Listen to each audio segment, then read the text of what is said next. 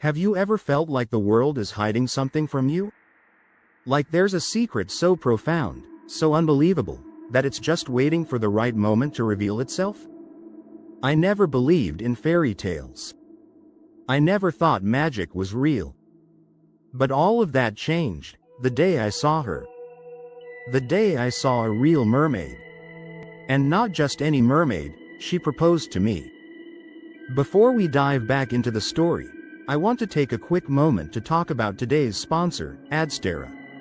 If you're a content creator like me, or if you're running a business online, you know how important it is to monetize your website or platform. And that's where Adstera comes in. Adstera is one of the leading ad networks out there, and they make it super easy to earn money from your website, blog, or even your app. Whether you're just starting out or you're a seasoned pro, Adstera has something for everyone. They offer high-paying ads, real-time analytics, and a super user-friendly dashboard that lets you track your earnings with just a few clicks. And the best part? Adstera supports all kinds of traffic, whether it's from the US, Europe, or anywhere else in the world. Plus, they have a dedicated support team that's always ready to help you out. So, if you're looking to boost your revenue and take your online presence to the next level, give Adstera a try. Just click the link in the description below to sign up and start monetizing your platform today. Trust me, you won't regret it. And now, let's get back to the story. My name is Alex, and this is the story of how my life turned upside down in the most magical, terrifying, and unforgettable way. This isn't just a story about a mermaid. It's a story about love, mystery, and the unknown. It's a story that will make you question everything you thought you knew about the world. So, sit back, relax, and let me take you on a journey you'll never forget. The ordinary life. Before all of this, I was just an ordinary guy living an ordinary life. I worked a 9-to-5 job at a small marketing firm in the city. My days were filled with deadlines, meetings, and the occasional office drama. My nights were spent scrolling through social media, binge-watching shows, and wondering if this was all life had to offer. I had friends, sure, but none of them really understood me. I had dreams, but they always felt just out of reach. There was this emptiness inside me, a void that I couldn't quite fill. I tried everything, hobbies, travel, even therapy, but nothing worked. Little did I know, the answer to all my questions was waiting for me, in the ocean. The call of the ocean. It all started with a random decision. I had taken a week off work, and instead of staying home, I decided to drive to the coast. Something about the ocean always called to me. The sound of the waves, the salty breeze, the endless horizon, it felt like freedom. I packed my bags, grabbed my camping gear, and drove for hours until I reached a remote beach. It was the kind of place that felt untouched by time. No tourists, no hotels, just sand, sea, and sky. I set up my tent, built a small campfire, and sat there, staring at the stars. The ocean was calm, almost too calm. And then, I heard it. The first encounter. A sound so beautiful, so haunting, that it sent shivers down my spine. It was like a song, but not from any instrument I'd ever heard. It was coming from the water. I grabbed my flashlight and walked toward the sound. My heart was pounding. I told myself it was probably just a bird or some weird ocean noise. But as I got closer, the sound grew louder, more enchanting. And then, I saw her. At first, I thought I was hallucinating. Maybe the stress of work had finally gotten to me. But there she was, just a few feet away from the shore. Her skin glowed faintly under the moonlight, and her eyes were like nothing I'd ever seen. They were deep, ancient, and full of secrets. She didn't speak, not at first. But the way she looked at me, it was like she could see straight into my soul. I was frozen, unable to move, unable to look away. And then, she smiled. It was the most beautiful, terrifying thing I'd ever seen.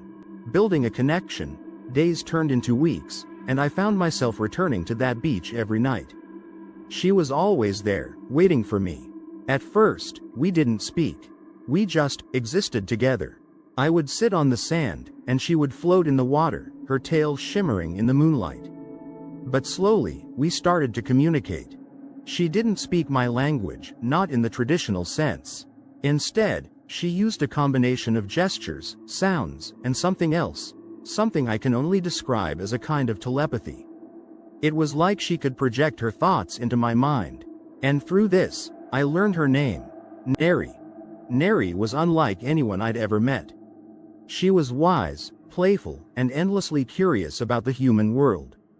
She would ask me questions about my life, my dreams, my fears. And in return, she would tell me stories about her world. A world beneath the waves, filled with wonders I could barely imagine. The proposal. One night, as we sat by the water, Neri did something that changed everything. She took my hand and placed it over her heart. I could feel it beating, steady and strong. And then, she spoke, not in my mind, but out loud. Her voice was like music, soft and melodic.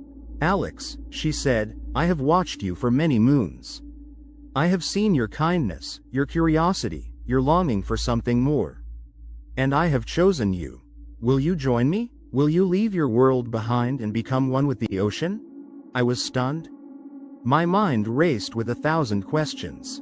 What did she mean by join her? Was she asking me to become a mermaid? To leave my life behind and live beneath the waves? I didn't know what to say. All I knew was that this was the most important decision of my life. The dilemma. The days that followed were a blur. I couldn't stop thinking about Neri's proposal. Part of me wanted to say yes, to dive into the unknown and start a new life with her. But another part of me was terrified. What would happen to my family, my friends, my job? Could I really leave everything behind? I tried to talk to Neri about my fears, but she didn't understand. To her, the human world was small and insignificant compared to the vastness of the ocean. She couldn't comprehend why I would hesitate. And that's when I realized, we were from two different worlds. And no matter how much we cared for each other, those worlds could never truly merge. The decision, in the end, I made my choice. I told Neri that I couldn't leave my world behind. That as much as I cared for her, I belonged on land. She didn't cry or get angry. Instead, she smiled, a sad, knowing smile. And then, she kissed me. It was a kiss filled with love, longing, and goodbye. As she swam away, I felt a piece of my heart go with her. But I also felt a sense of peace. I had made the right decision, even if it hurt. And I knew that I would carry Neri's memory with me for the rest of my life. Reflection and conclusion. Years have passed since that night, but I still think about Neri often. I never saw her again, but I like to believe that she's out there, swimming in the depths of the ocean, watching over me. And sometimes, on quiet nights, I go back to that beach. I sit by the water, close my eyes, and listen. And if I'm lucky, I can still hear her song. This experience taught me that the world is full of mysteries, and that sometimes, the most magical things are the ones we can't explain. It also taught me that love isn't always about being together. Sometimes, it's about letting go. So, to anyone listening to this story, I want to leave you with this. Don't be afraid to believe in the impossible. Because you never know, one day,